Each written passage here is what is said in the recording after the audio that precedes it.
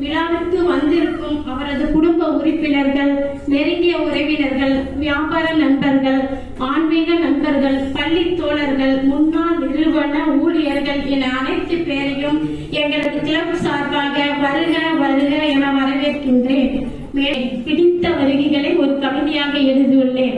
பாட்டுக்கு ஒரு படம் புலவன் பாரதியடா, நமது நட்புக்கு ஒரு புலவன் நீர் என்றோ, மனிதனாய் பிறப்பதற்கு தவம் செய்திருக்க வேண்டும். ஆம் நண்பா, உன்னை போன்று நண்பன் அமைவதற்கு தவம் செய்திருக்க வேண்டும் நண்பா.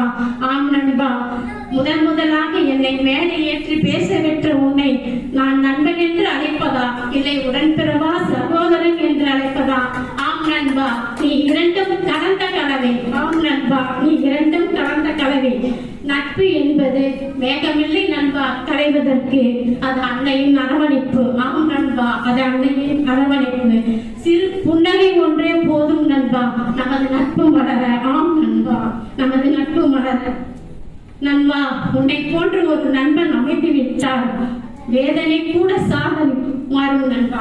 ஆம் நண்பா, நட்பு என்பது இறைவன் கொடுத்த வரம் இல்லை நண்பா, அது இறைவனுக்கே கிடைக்காத வரம். ஆம் நண்பா, அது இறைவனுக்கே கிடைக்காத வரம். நண்பா, உன்னை வாழ்த்த வயதில்லை, வணங்குகிறேன் நண்பா. உன்னை ஈன்றெடுத்த தாய் தந்தையரையும் வணங்குகிறேன் நண்பா. நன்றி, வாய்ப்பளித்ததற்கு